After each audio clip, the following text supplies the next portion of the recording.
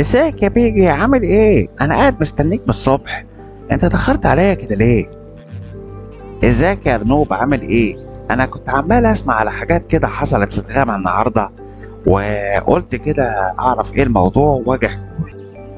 ايه اللي حصل؟ احكي لي يا بيجي، انا متحمس جدا. شفت يا سيدي اللي حصل؟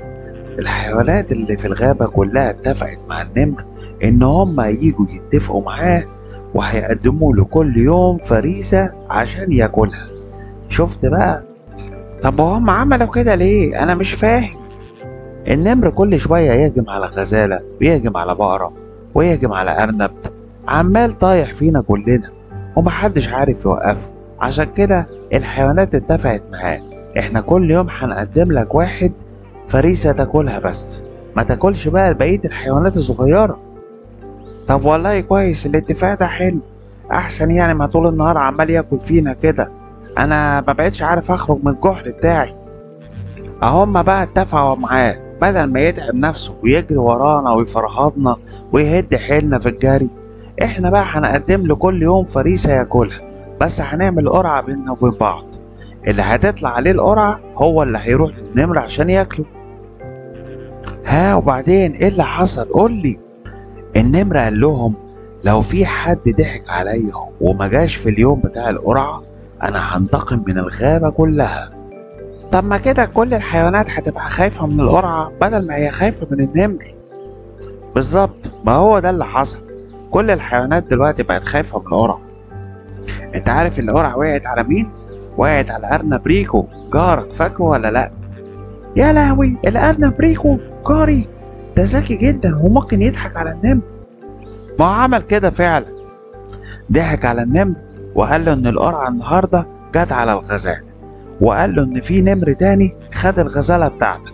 طبعا النمر لما عرف كده اتجنن وشاط. ها وبعدين ايه اللي حصل؟ قولي. قال له يا نمر، لو انت عايزني مكان الغزالة انا ما عنديش مشكلة، تعالى كلنا انا وسيب الغزالة بتاعتك. ده تلاقي النمر اتغاظ جدا من الكلمة دي، وبقى مصر اكتر من الاول انه ياكل الغزالة بتاعته، وطبعا هيسيب الارنب في حاله. بالظبط كده، هو سمع الكلمتين دول وراح شايط اكتر، وكان متنرفز ومتضايق جدا، وقال للارنب وريني فين النمر اللي انت بتتكلم عليه ده اللي سرق الغزالة بتاعتي.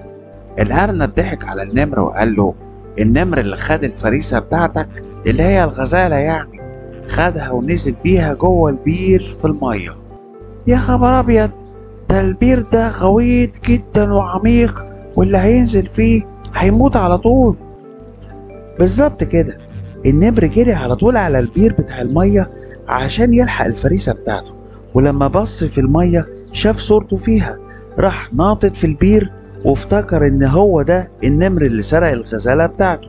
اول ما نزل في البير غرق في المية، ومحدش طبعا قدر يلحقه، ولا حد اصلا عايز يلحقه. يا خبر ابيض، النمر اتضحك عليه وغرق في البير. الحمد لله يا رب، احنا خلصنا منه، ده كان نمر مؤذي جدا. شفت بقى الارنب طلع اذكى منه ليه؟ عشان هو قعد يفكر وطلع ذكي، لكن النمر مفكرش، كان متهور وغضبان.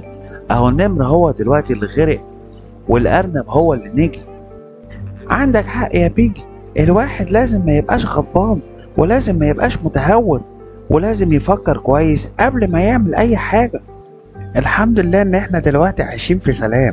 دلوقتي تقدر تخرج من الجحر بتاعك وتقدر تلعب معايا وتجيلي بيتي بمنتهى البساطة.